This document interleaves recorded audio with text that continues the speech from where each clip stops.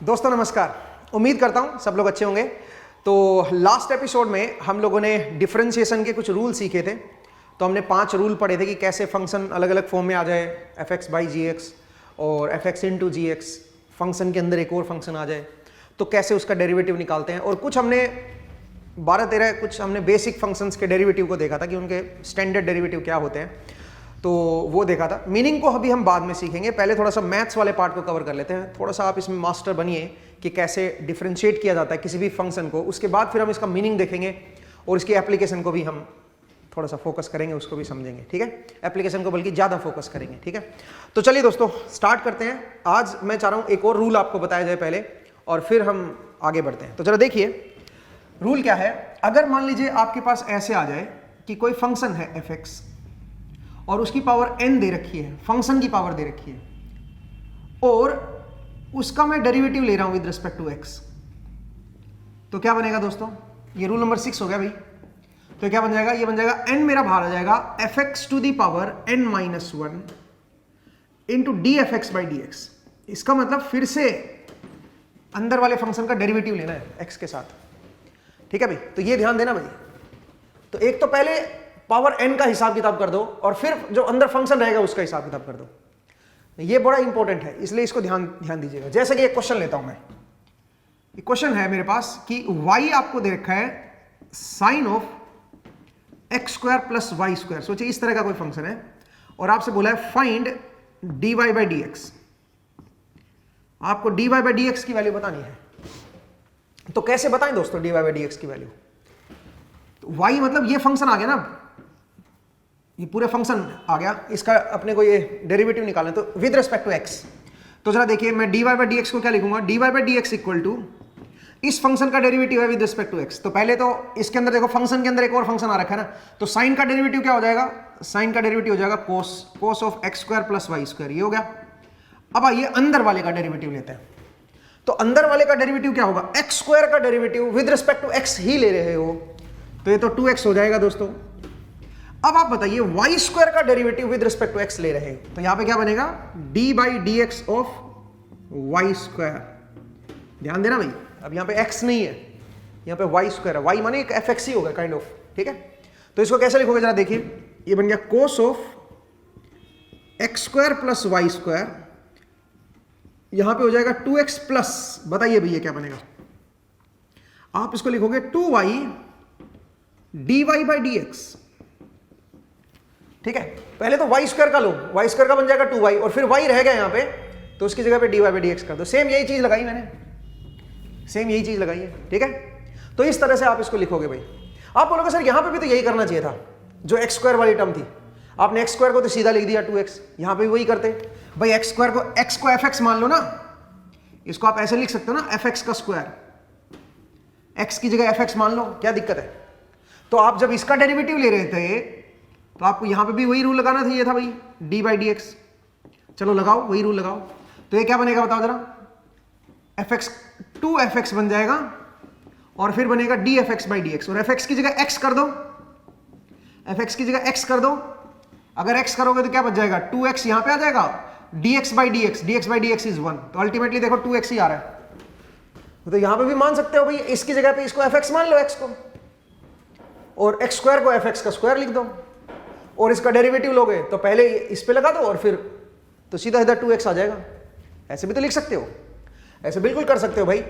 या फिर आपको देखो यहां पे मेरा वेरिएबल है x स्क्वायर और x के रेस्पेक्ट में ही आप डेरिवेटिव ले रहे हो, तो आप सीधा सीधा ही लिख दो इसको 2x, क्योंकि ये तो वो वाला रूल आपका हो गया ना, x to the power n का विद रिस्पेक्ट टू x ही डेरिवेटिव अगर आप ले रहे हो तो बन जाएगा xn minus 1, n x to the power minus 1, n minus 1, ठीक है। ये बन जाएगा दोस्तों। तो ये तो हमने पढ़ाई है। अब आप यहाँ पे एक्स स्क्वायर को विद रिस्पेक्ट टू एक्स ही तो डेरिवेटिव ले रहे हो, इसीलिए डायरेक्ट 2x लिख दिया।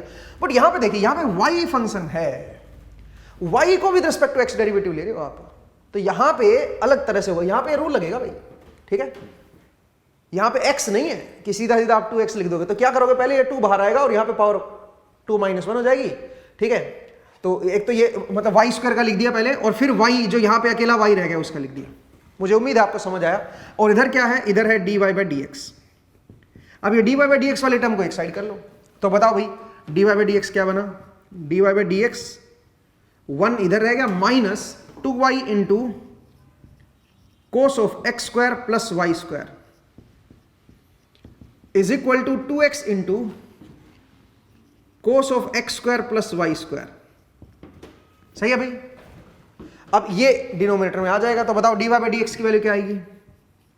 dy by d x is equal to 2x cos of x square plus y square divide by 1 minus 2y cos of x square plus y square. एक बार देख लीजिए भाई, सही है।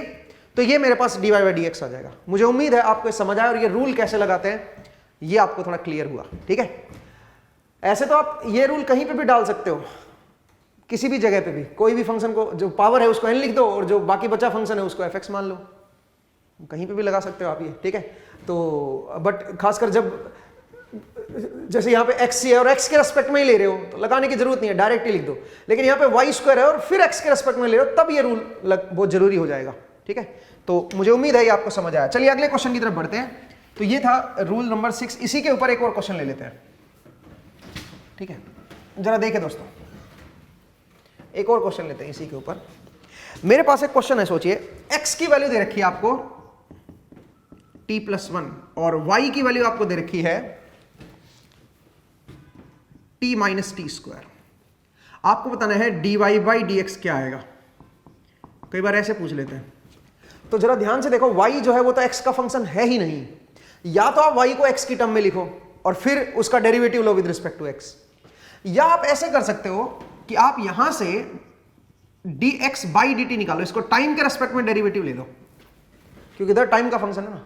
तो टाइम के रेस्पेक्ट में डेरिवेटिव लोगे इधर वाली साइड भी, तो t टू द पावर 1 का डेरिवेटिव 1 ही रह जाएगा, क्योंकि विद रिस्पेक्ट टू t ही डेरिवेटिव ले रहे हो t का, और इसका डेरिवेटिव क्या हो जाएगा 0। सिमिलरली यहां से क्या लिख सकते हो dy बाई dt, तो टाइम के रेस्पेक्ट में इसका डेरिवेटिव ले लो भाई, तो यहां पे बनेगा 1 माइनस इसका क्या बनेगा 2t, टी स्क्वायर का डेरिवेटिव क्या होता है 2t with respect to t, ये आ जाएगा। अब आपको क्या करना है, दिस डिवाइड बाय दिस करना है, क्योंकि अपने को dy बाई डी एक्स निकालना ना, तो दिस डिवाइड बाय दिस करना है। तो क्या बन जाएगा बताओ जरा, ये बन जाएगा 1 माइनस 2t डिवाइड बाई 1। सही है भाई। तो ये आ जाएगा मेरे पास dy बाई डी एक्स की वैल्यू। मुझे उम्मीद है आपको ये समझ आया कि किस तरह से ऐसे क्वेश्चंस को सोल्व करते हैं। कई बार ऐसे x जो है अलग फॉर्म में होता है, y अलग फॉर्म में होता है, कई बार dy और dx पूछ लेते हैं, तो इस तरह से आप निकाल सकते हो, उसमें ये रूल की जरूरत नहीं पड़ेगी। हाँ, अगर y जो है वो x की टर्म में होता तब फिर आप सीधा सीधा dy बाई डी एक्स निकाल लेते हैं। तो आप ध्यान से देखो किसके रेस्पेक्ट में आप डेरिवेटिव ले रहे हो, वो बड़ा इंपॉर्टेंट है। जैसे कि मान लीजिए मेरे पास कोई फंक्शन है, कोई ऐसे फंक्शन दे दिया कि x is equal to t square plus 2t और मुझे चाहिए dx बाई डी पी। अब p कोई नया वेरिएबल है, मुझे नहीं पता p क्या वेरिएबल है, p कोई नया वेरिएबल है, तो ये वैल्यू कैसे कैलकुलेट करें दोस्तों? तो देखिए कैसे कैलकुलेट करेंगे। dx by d p will be equal to, p के रेस्पेक्ट में डेरिवेटिव ले रहा हूं, तो सबसे पहले यहां पे इसका डेरिवेटिव बताओ विद रिस्पेक्ट टू p क्या बनेगा। इसको dp लिख देता हूं, प्लस 2 तो मेरे पास बाहर आ जाएगा, dt बाई dp लिख देता हूं। सही है भाई। तो यहां पे क्या बन गया dt बाई dp। देख लो एक बार सही है क्या।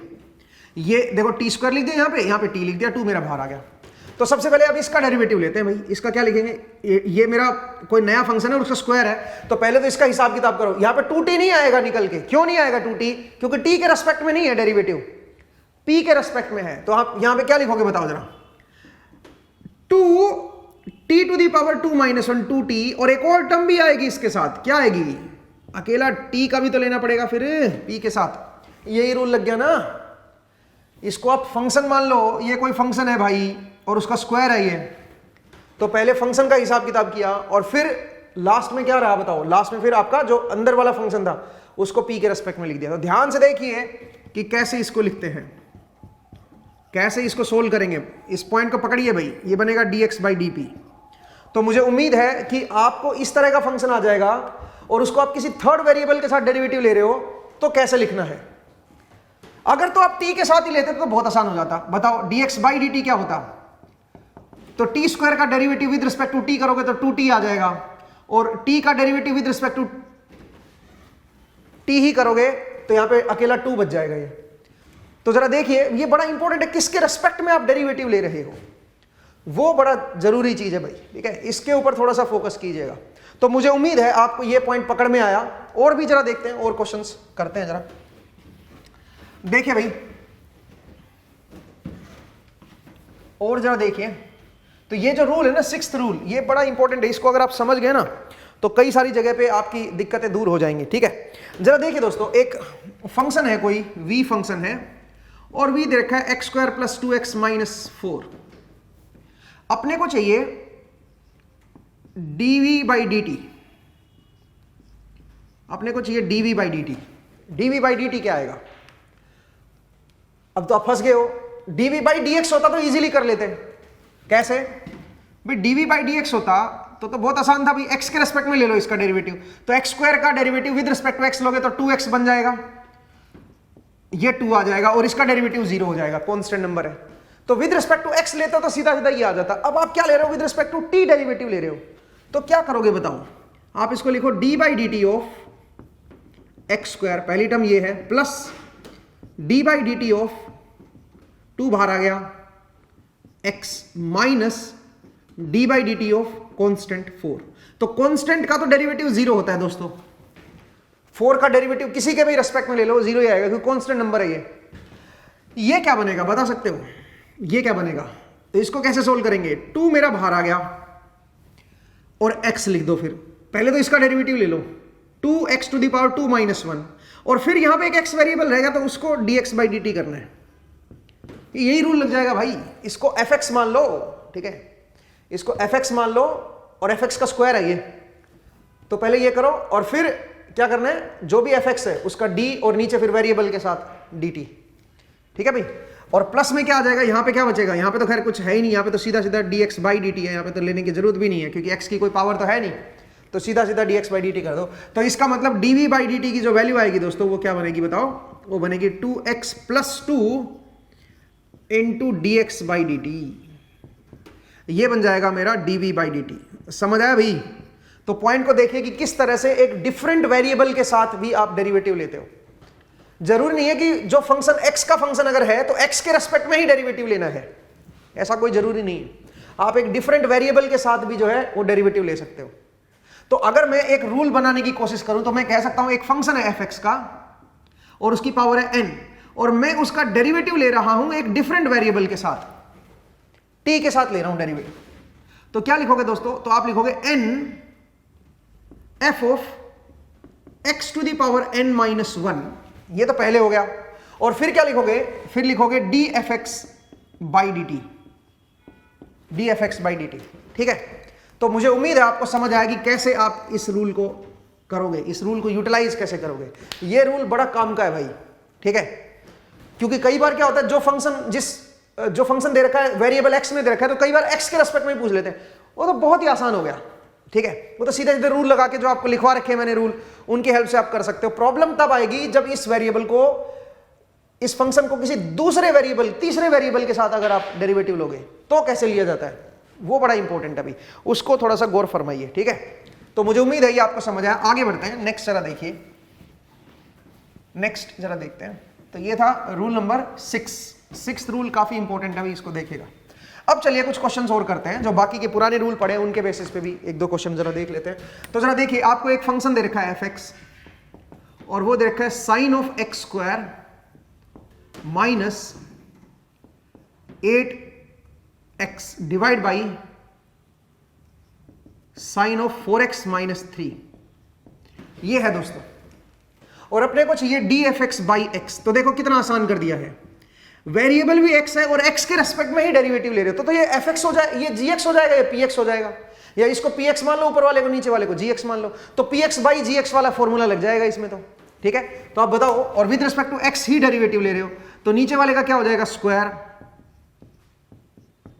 नीचे वाले का क्या हो जाएगा? स्क्वायर, और यहां पे क्या निकल के आएगा बताओ जरा? यहां पे निकल के आएगा sin ऑफ 4x - 3, ये यूं का यूं लिख दो, और इसका डेरिवेटिव लो। फिर ऊपर वाले का डेरिवेटिव कैसे लिखेंगे बताओ जरा? साइन का डेरिवेटिव लो पहले, cos ऑफ x², और फिर x² का लो 2x, माइनस फिर 8x का लोगे तो 8 आ जाएगा। तो जरा ध्यान से देखिए मैंने इसका डेरिवेटिव कैसे लिया है, माइनस ये यूं का यूं लिख दो, sine of x square minus 8x, ये तो मैंने यूं का यूं लिख दिया, इनटू नीचे वाले का डेरिवेटिव। तो साइन का डेरिवेटिव क्या हो जाएगा, कोस ऑफ 4x माइनस 3, और फिर कोस के अंदर जो फंक्शन है उसका भी तो डेरिवेटिव लिखना है, तो उसका डेरिवेटिव हो जाएगा 4। ठीक है भाई, इस तरह से हम लोग लिखेंगे भाई। तो इसको आप फर्दर सिंप्लीफाई कर लो, तो बस आपको लिखना आना चाहिए कि कैसे लेते हैं। तो जो वेरिएबल में दे रखा है, x वेरिएबल है और x के रेस्पेक्ट में ही डेरिवेटिव निकालना है, तो कितना आसान है हमारे लिए। किसी डिफरेंट वेरिएबल के रेस्पेक्ट में निकालना होगा तो फिर आपको थोड़ा सोचना पड़ेगा, फिर आपको थोड़ा ध्यान से करना पड़ेगा। ठीक है भाई, तो ये बड़ा इंपॉर्टेंट पॉइंट था, मुझे उम्मीद है आपको ये समझ आया। आगे बढ़ते हैं भाई, एक और बात बताता हूं मैं आपको, जरा देखिए।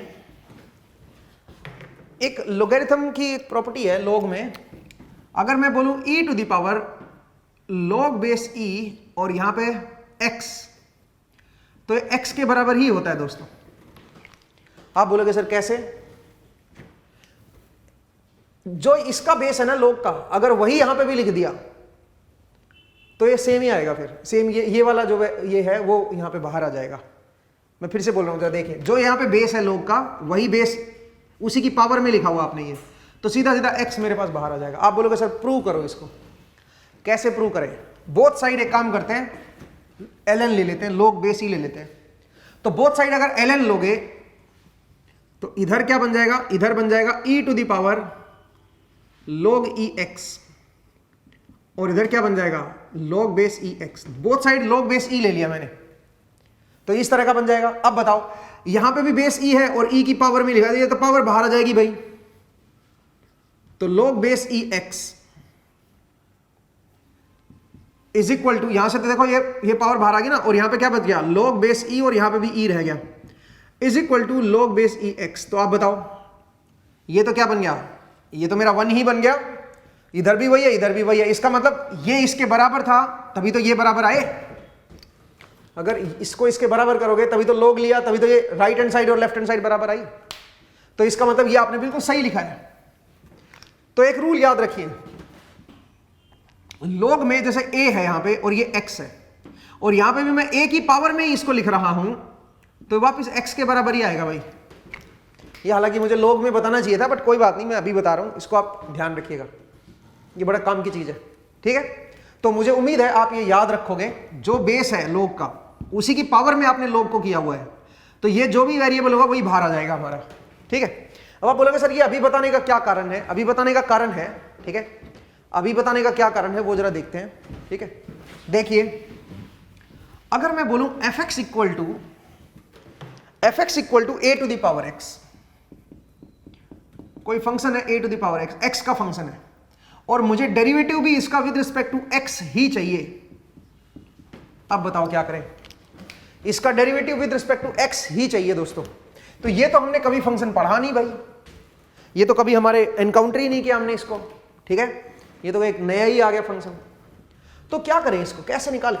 एक काम करते हैं, इसको ऐसे लिख लें क्या, e to the power log base e a to the power x। बोले दोस्तों, तो देखो ये जो e और e है, ये वापिस से इसका क्या आंसर आएगा, इसका a to the power x ही आ जाएगा ना भाई। बेस e जो था log का, वही मैंने e की पावर में कर दिया, तो यार ये तो वापिस से वही आ जाएगा, a to the power x आ जाएगा। अच्छा, अब इसके ऊपर फोकस करो, ऊपर वाले के ऊपर। तो मुझे लगता है ये तो समझ आ गया आपको, a to the power x को आप ऐसे लिख सकते हो। आपको याद होगा अभी भी मैंने क्या बताया, मैंने बताया log बेस a है और यहां पे x है, और अगर a की पावर में ही कर देते हो इस पूरे को, तो वापस x ही आ जाएगा, और अगर यहाँ पे x स्क्वायर होता तो बाकी x स्क्वायर आ जाता, यहां पे कुछ अलग फंक्शन होता तो वही आ जाता। तो इसका मतलब जो बेस है log का, उसी की पावर में आप लिख रहे हो इसको, तो जो यहां पे वैल्यू आएगी वही बाहर आ जाएगी। तो a to the power x को ऐसे लिख सकते हो। अब सुनो, अब इसके ऊपर फोकस करो सिर्फ। तो e to the power log base e और a to the power x है ना, x बाहर आ गया। ये तो आपको बेसिक लोगरिथम में पढ़ाई आपने। तो ये मेरे पास x जो है ये मेरे पास बाहर आ गया। ये क्या है मेरा, ये है मेरा fx। तो fx को मैंने सिंप्लीफाई करके लिख दिया। अब ये कांस्टेंट नंबर है, ये कोई कांस्टेंट नंबर है और ये वेरिएबल है x। तो अब बताइए, अब अगर मैं डेरिवेटिव लूंगा इसका dfx बाई dx, तो डेरिवेटिव क्या बनेगा दोस्तों, एक तो यही आ जाएगा, e to the power k not x बन गया ये। तो सीधा सीधा यूं का यूं आ जाएगा log बेस ई एक्स, log बेस ई ए और x, ये तो यूं का यूं आ गया इनटू एक इसका डेरिवेटिव लो। फिर एक तो एक्सपोनेंशियल टर्म का ले लिया मैंने, यूं का यूं आ गया। एक्सपोनेंशियल का डेरिवेटिव क्या होता है? जैसे e to the power 2x है, इसका डेरिवेटिव क्या होगा दोस्तों? इसका derivative e to the power 2x ही होगा, लेकिन फिर इसका भी तो डेरिवेटिव लेना पड़ेगा ना, d by d x of 2x, ये भी तो लेना पड़ेगा भाई। तो इसका डेरिवेटिव 2 और आ जाएगा, तो 2e to the power 2x बाहर आएगा। ठीक है भाई, ध्यान दीजिए मैं क्या कर रहा हूं। ठीक है, तो बताओ एक बार तो इस पूरे का एक्सपोनेंशियल का डेरिवेटिव लो तो सेम ही आएगा, फिर अंदर वाली जो टर्म है उसका भी तो डेरिवेटिव लो। अंदर वाली टर्म तो ये है और इनटू x है, इसका डेरिवेटिव लोगे तो एक कांस्टेंट टर्म ही बस बाहर आएगी, log बेस ई ए आ जाएगा। ठीक है भाई, dfx बाई dx की वैल्यू आएगी। अब वापिस से इसको देखो क्या लिखोगे, इस x को पावर में ले जाता हूं वापिस से, तो e to the power log base e a to the power x into log base e a, तो ये तो ये तो a to the power x ही निकल आएगा भाई। तो a to the power x मेरा बाहर आ गया और यहां पे क्या आ गया, log बेस e इंटू ए। ये आंसर आ गया दोस्तों dfx बाई। इसको अगर आप याद भी रखोगे तो बहुत अच्छी बात है। ठीक है, अगर याद रख सकते हो तो याद रख सकते हो, तो इसको याद रख लो भाई। a to the power x का जो डेरिवेटिव होता है विद रिस्पेक्ट टू x, वो आएगा a to the power x ही आएगा इनटू ये एक नई टर्म और आ जाएगी ln a और आ जाएगा, नेचुरल लॉग ऑफ a, एक साथ में एक और टर्म आ जाएगी। ठीक है, a to the power x के।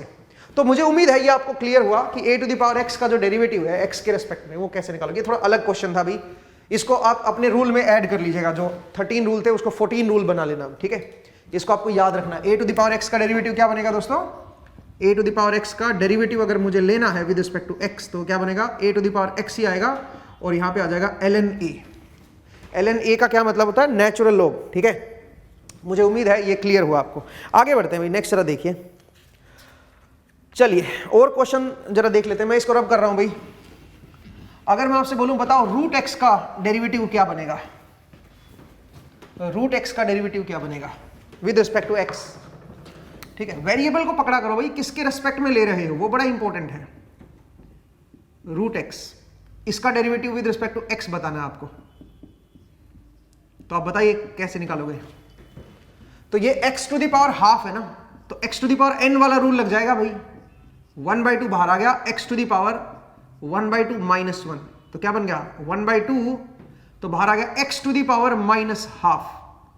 तो आप लिख सकते हो इसको 1/2 रूट x, ये आ जाएगा दोस्तों dfx बाई dx की वैल्यू ये आ जाएगी। ठीक है, तो मुझे उम्मीद है आपको समझ आया कि इस फंक्शन का डेरिवेटिव कैसे लेंगे विद रिस्पेक्ट टू x। ये तो लकी थे ना कि भाई x के रेस्पेक्ट में पूछ लिया, अगर t के रेस्पेक्ट में पूछ लेता तो क्या करते बताओ जरा। अगर आपको dfx बाई dt पूछ लेते तो क्या लिखते? अब सुनिए क्या करते हैं। अब पहले इसको ऐसे लिखो और d बाई dt लिख दो, इसका fx की जगह ये रख दो ना भाई। अब ये देखो, ये फंक्शन एक अलग फंक्शन है और उसकी पावर हाफ है और इसका डेरिवेटिव ले रहे हो विद रिस्पेक्ट टू t, तो यहां पे वो रूल नहीं लगेगा, मतलब वो भी लगेगा n वाला रूल, बट थोड़ा अलग तरह से लगेगा। पहले तो इसका डेरिवेटिव निकालो पहले, तो इसका डेरिवेटिव आएगा 1/2 x to the power 1/2 minus 1, और फिर इस x वेरिएबल का भी डेरिवेटिव लो तो dx बाई dt ये हो रहेगा भाई। ठीक है, अगर आप थर्ड वेरिएबल के साथ ले रहे हो तो क्या बन जाएगा दोस्तों, ये बन जाएगा 1/2 रूट x, ये नीचे आ जाएगा ना, और यहां पे क्या आ जाएगा dx बाई dt।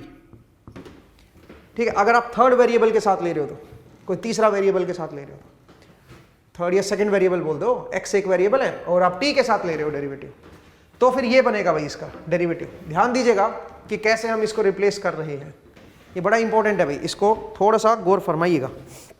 नेक्स्ट जरा देखिए, अगर मैं बोलूं कि fx मेरे पास दे रखा है ln sine of x square, आपको बताना है इसका डेरिवेटिव क्या होगा विद रिस्पेक्ट टू x, आपको dfx बाई dx बताना है। तो ये तो आप बच गए, x के रेस्पेक्ट में ही पूछ रहा है डेरिवेटिव।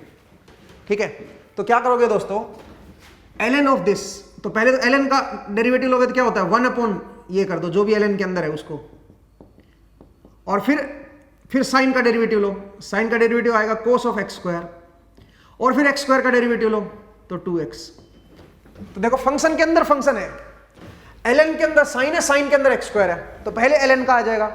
ln के डेरिवेटिव कैसे निकालोगे, उसमें 1 में कर दो, जो भी उसके अंदर है उसको 1 में कर दो। आपने पढ़ा होगा, रूल में लिखवाया मैंने ln x इसका डेरिवेटिव क्या होता है बताओ? इसका डेरिवेटिव होता है 1/x इंटू dx/dx। इसका तो हो गया 1/x, फिर अंदर वाला जो फंक्शन है उसका फिर से डेरिवेटिव लो विद रिस्पेक्ट टू x, तो dx/dx हो गया।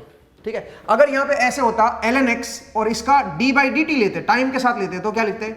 पहले ln का लो 1/x, फिर अंदर वाले का फंक्शन डेरिवेटिव लो with respect to t, dx/dt। समझ आया भाई? इस तरह से लिखते हैं। देखो वेरिएबल अलग करने से चीजें बदल जाएंगी। ठीक है, और अगर वेरिएबल x ही होता यहां पे तो ये भी dx/dx बनता, dx/dx कट जाएगा, 1/x ही आता फिर। ठीक है, अब पता नहीं आपको कितना समझ आ रहा है ये, बट ये डिफरेंशिएशन को सीखिए भाई। डिफरेंशिएशन जो है ना कैसे करते हैं, हालांकि मेरे पास इतना समय नहीं है कि मैं आपको पूरा मैथ्स का क्लियर करके बताऊं, तो वो चीज़ तो आपको थोड़ा बहुत खुद भी एफर्ट करने पड़ेंगे। थोड़ा सा आप देखिए कि डिफरेंशिएशन कैसे किया जाता है। ठीक है, मेरी पूरी कोशिश है कि वो थोड़ा समझ आइए और आप करना शुरू करें। ठीक है, बट जितना आप एफर्ट करोगे उतना आपको बेहतर क्लियर होंगे। मतलब मेरा कंसर्न यह है कि आप x के साथ डेरिवेटिव ले रहे हो तो कैसे करोगे, और किसी नए वेरिएबल के साथ ले रहे हो तो कैसे करोगे, चीजें थोड़ी सी डिफरेंट हो जाएंगी। ठीक है, चलिए कुछ और क्वेश्चंस कर लेते हैं। ठीक है, हाँ जी, मेरे पास एक फंक्शन है y = x+4, ये कैसे दे रखा है, और x की वैल्यू दे रखी है t² + 4, और t की वैल्यू दे रखी है आपको u² - u + 1, आपको ये दे रखा है दोस्तों। और आपको बताना है dy/du, dy/du ये आपको कैलकुलेट करना है as a function of u, as a function of u। इसका मतलब u की टर्म में आपको बताना है dy/du क्या आएगा, u की टर्म्स में बताना है भाई। तो कैसे करें इसको? देखिए एक काम करते हैं, यहां से क्योंकि y सिर्फ x का फंक्शन है, तो क्या मैं dy/dx निकाल लूंगा? वो हमारे लिए आसान होगा dy/dx निकालना। वैसे आप dy/du भी निकाल सकते थे यहां से।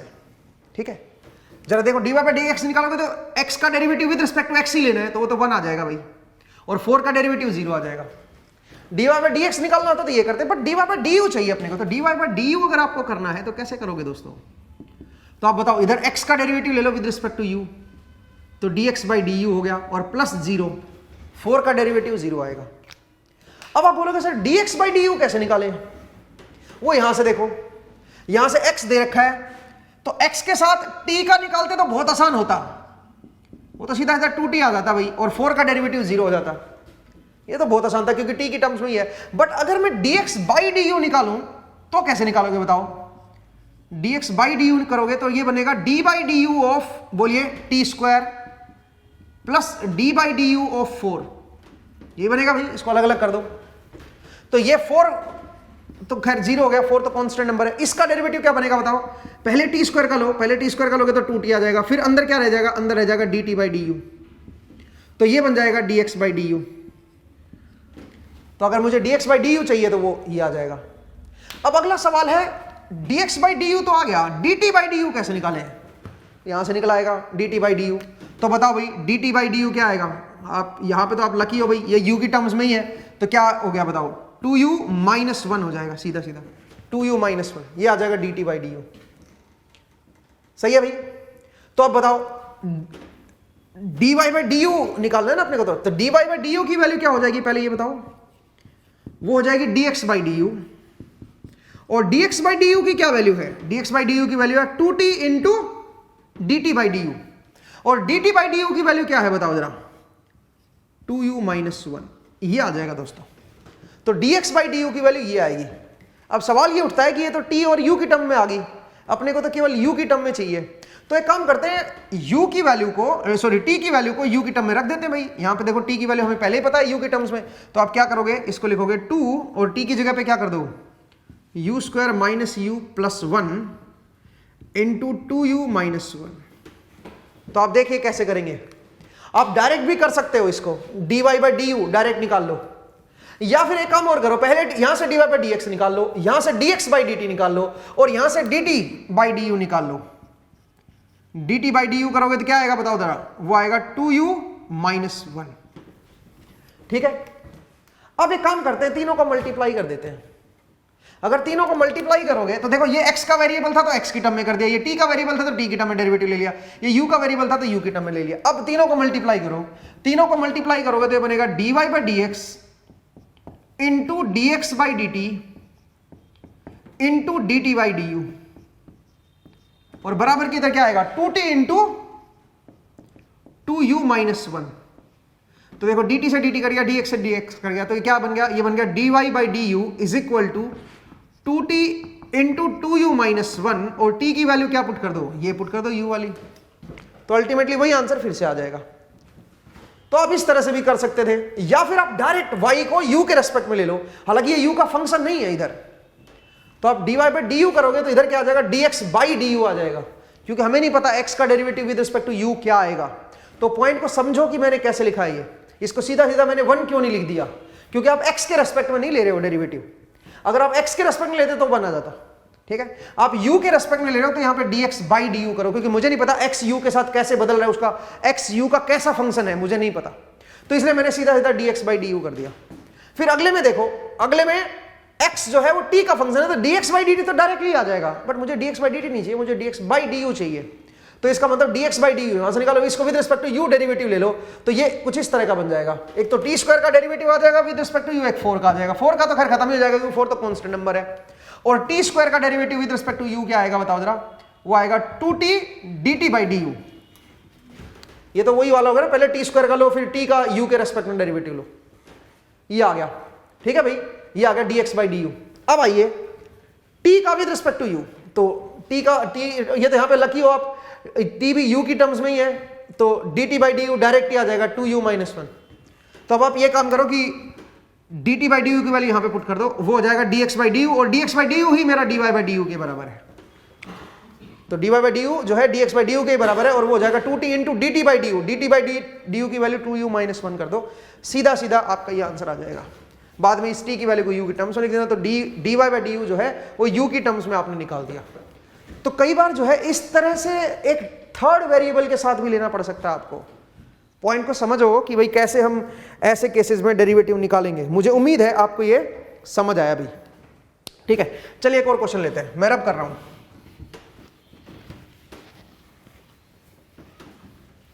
देखिए दोस्तों, आपको एक फंक्शन दे रखा है sine of x plus y is equal to ln x, find dy by d x. आपको dy बाई डी एक्स की वैल्यू बतानी है भाई इस फंक्शन में, तो कैसे करेंगे, बड़ा आसान है भाई, इसका with respect to x derivative ले लो बोथ साइड, क्योंकि नीचे देखो x के रेस्पेक्ट में लेना डेरिवेटिव, तो इस पूरे फंक्शन को both side with respect to x derivative ले लो। तो अगर विद रिस्पेक्ट टू x इसका डेरिवेटिव लोगे तो क्या बनेगा, सबसे पहले तो साइन का लिखो cos of x plus y, फिर अंदर वाले का लो, अंदर वाला जो फंक्शन है उसका विद रिस्पेक्ट टू x लो, तो पहला जो x का derivative with respect to x ही ले रहे हो तो 1 आएगा, और फिर y का derivative with respect to x लोगे तो क्या बनेगा dy बाई डी एक्स। क्यों, क्योंकि मुझे नहीं पता y जो है x के साथ कैसे वेरी कर रहा है, y जो है x का कैसा फंक्शन है मुझे नहीं पता, दे नहीं रखा, तो y की जगह dy बाई डी एक्स लिख लो, और यहां पे क्या लिखोगे x का derivative with respect to x लिख रहे हो तो 1 ही आ जाएगा, ठीक है भाई, x to the power n वाला रूल लग जाएगा ना यहाँ पे तो, ठीक है। और बराबर के इधर क्या आएगा ln x का derivative with respect to x ही ले रहे हो तो 1 बाई x आ जाएगा, और फिर dx बाई डी एक्स करोगे तो खैर नहीं, ये तो हमें डायरेक्ट रूल में भी पता है कि अगर आप ln x का with respect to x derivative लोगे तो 1 बाई x आएगा, ठीक है। अब जरा देखो यहाँ पे cos को उधर ले जाओ, तो 1 plus dy by d x की वैल्यू क्या आ जाएगी दोस्तों, वो आ जाएगी 1 बाई x, और नीचे क्या आ जाएगा cos of x plus y, ठीक है। तो यहां से dy बाई डी एक्स की वैल्यू आप निकाल सकते हो, dy बाई डी एक्स क्या आ गया 1 अपॉन में x cos of x plus y, और ये 1 इधर आके माइनस 1 हो जाएगा। तो ध्यान दीजिएगा कि dy बाई डी एक्स जो है वो कैसे कैलकुलेट करेंगे, ये बड़ा इंपॉर्टेंट है भाई, ठीक है। तो इसके ऊपर आप भी थोड़ी सी खुद से भी मेहनत कर लो, ठीक है। मतलब मैं हो सकता है मैं थोड़ा जल्दी में आपको थोड़ा सा बता रहा हूं, बट आप थोड़ा सा इसके ऊपर थोड़ा सा प्रैक्टिस जितनी ज्यादा करेंगे ना उतना डिफरेंशिएशन में अच्छा फील करेंगे आप, ठीक है। तो ये जो वेरिएबल की टर्म्स में, अलग अलग वेरिएबल की टर्म्स में हम लोग लिख रहे हैं ना, ये बड़ा इंपॉर्टेंट है भाई, कई बार आगे चल के इसका हम यूज करने वाले हैं, तो इसलिए इसको ध्यान दीजिए, इसके ऊपर अच्छे से इसको कीजिएगा भी, ठीक है। नेक्स्ट आते हैं भाई, आगे बढ़ते हैं। तो एक क्वेश्चन और ले लेते हैं। ठीक है। मान लीजिए एक फंक्शन है और उसकी जो पोजीशन है, एक कार है या कुछ भी, कोई ब्लॉक ले लो, उसकी जो डिस्टेंस है टाइम के साथ वो कुछ इस तरह से बदल रही है, और उसका फंक्शन मतलब डिस्टेंस जो है टाइम का फंक्शन दे रखा है उसने t² - 4t, ये दे रखा है भाई। एक मिनट, t² + 4t कर लेते हैं, इस तरह का फंक्शन है भाई। तो ये आपका xt जो है वो t के साथ ऐसे बदल रहा है भाई, और उसकी इक्वेशन भी दे रखी है कि टाइम के साथ xt कैसे चेंज हो रहा है। तो t = 0 पे 0 है, 0 पे है, t = 1 पे ये 5 पे पहुंच जाएगा, 1 पे जो है वो 5 पे पहुंच जाएगा, t = 2 पे जो है वो आप देख लो भाई, 2 पे 8 + 4 12 पे पहुंच जाएगा, t = 2 पे इसकी हाइट जो है वो 12 हो जाएगी, ऐसे मतलब चेंज हो रहा है, ठीक है, 12 मीटर पे पहुंच जाएगा। तो इस तरह से उसकी पोजीशन जो है वो टाइम के साथ बदल रही है। अब मैं क्या देखना चाहता हूं, मैं देखना चाह रहा हूं find average speed between 1 second and 2 second. मतलब ये तो दो इंस्टेंट है, एक ये वाला और ये वाला, इनके बीच की एवरेज स्पीड चाहिए आपको। तो एवरेज स्पीड कैसे निकालोगे बताओ? एवरेज स्पीड क्या होती है? Final position minus initial position, change in distance. देख लो डिस्टेंस कितने चले हो आप, 5 से 12 पे चले हो, तो इसका मतलब 7 मीटर, तो आप ये सरक गए हो। डिस्टेंस कितना चले हो? 7 मीटर। एक्स में देख लो ना, 5 से 12 पे पहुंच गए हो, तो 7 मीटर चले हो। टाइम कितना लगा? 1 से 2 सेकंड, मतलब 1 सेकंड का आपने टाइम कंज्यूम किया है। तो एवरेज स्पीड क्या होगी बताओ जरा? जो एवरेज स्पीड आई है वो आई है 7 मीटर पर सेकंड। आसान था। अगला क्या है? ये पहला क्वेश्चन था। दूसरा है find speed at t = 1 second and t = 2 second. आपसे पूछा है t = 1 second and t = 2 second पे स्पीड बताओ क्या आएगी। तो अब यहां पे क्या करना है? अब 1 सेकंड पे ही स्पीड बतानी है और 2 इंस्टेंटेनियस स्पीड बतानी है। अब आपको एवरेज स्पीड नहीं बतानी है, अब आपको इंस्टेंटेनियस, उस इंस्टेंट पे स्पीड बतानी है, 1 और 2 पे। तो क्या करेंगे दोस्तों? इंस्टेंटेनियस स्पीड क्या होगी? dx/dt, derivative dx। पहले क्या कर रहे थे? पहले आप कर रहे थे Δx/Δt, चेंज इन डिस्टेंस, यहां से यहां तक फाइनल डिस्टेंस। जैसे आप चंडीगढ़ से दिल्ली गए तो आप रुकते हुए गए, ढाबे पे खाना खाते हुए गए, कभी आपकी स्पीड गाड़ी की तेज थी, कभी आपकी स्लो थी, तो बट अल्टीमेटली आप क्या किए? अल्टीमेटली आप 200 किलोमीटर 400 किलोमीटर चले हो। चलो चंडीगढ़ से दिल्ली में 200 किलोमीटर मान लेता हूं, तो अल्टीमेटली 200 किलोमीटर चले हो 4 घंटे में। तो आपने तो सीधा सीधा 200 / 4 कर दिया, आपकी एवरेज स्पीड आ गई। बट असल में जब आप पूरे पाथ को जब देखोगे तो कभी आपकी स्पीड तेज हुई थी, कभी आपकी स्पीड स्लो हुई थी, कभी आप रुक भी गए थे खाना खाने और धीरे धीरे रुक रुक के गए हो। एवरेज स्पीड में वो इंफॉर्मेशन तो है ही नहीं, इंस्टेंटेनियस स्पीड के अंदर वो इंफॉर्मेशन है। तो अगर आपको किसी पर्टिकुलर इंस्टेंट पे आपको स्पीड चाहिए तो इंस्टेंटेनियस स्पीड निकालनी पड़ेगी। तो पहले इंस्टेंटेनियस स्पीड निकालो डेरिवेटिव लेके। तो अगर मैं इसका डेरिवेटिव लूं with respect to t, dx/dt कर दूंगा, Δx/Δt नहीं करना, अब dx/dt करना है।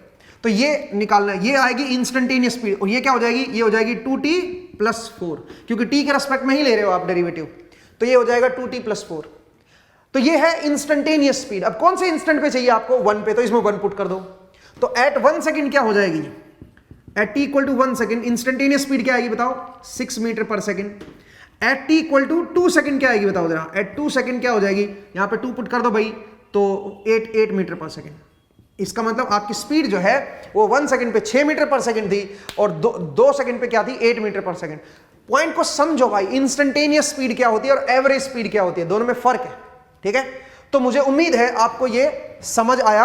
आज के लिए हम इतना ही करेंगे दोस्तों, इसमें हमने कुछ क्वेश्चंस की प्रैक्टिस की है। अगली क्लास में हम क्या करेंगे? अगली क्लास में अब हम इसका मीनिंग समझेंगे। तो हमने कुछ बेसिक मैथ्स को समझाया है कि भाई मैथ्स में डेरिवेटिव कैसे लेते हैं, उसके रूल मैंने बताए, उन रूल को अप्लाई कैसे करते हैं वो मैंने बताया है। उसको आप जरूर एक बार थोड़ा सा रिवाइज कर लीजिए, थोड़ी प्रैक्टिस कीजिए। कोई बेसिक बुक अगर आपके पास मैथ्स की है तो डिफरेंशिएशन तो जरूर से जरूर आप कर लो भाई, बिकॉज बहुत जरूरी है ये, इसके बिना आप कुछ नहीं समझ पाओगे फिजिक्स में। तो इसलिए इसको आप थोड़ा सा गहराई से समझिएगा, ठीक है।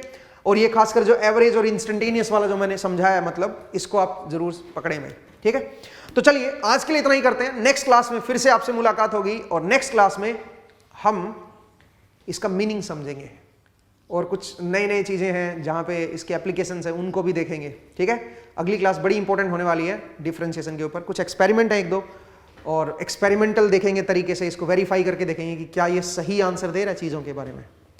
तो एक दो एक्सपेरिमेंट भी करके देखेंगे, हो सकता है नेक्स्ट या नेक्स्ट टू नेक्स्ट क्लास में उस चीज़ को देखें, बट देखते हैं। ठीक है, तो अभी के लिए इतना ही करते हैं दोस्तों। नेक्स्ट क्लास में फिर से आपसे मुलाकात होगी। अपना ख्याल रखिए, पढ़ते रहिए, मुस्कुराते रहिए। नेक्स्ट टाइम मिलेंगे। Thank you and take care.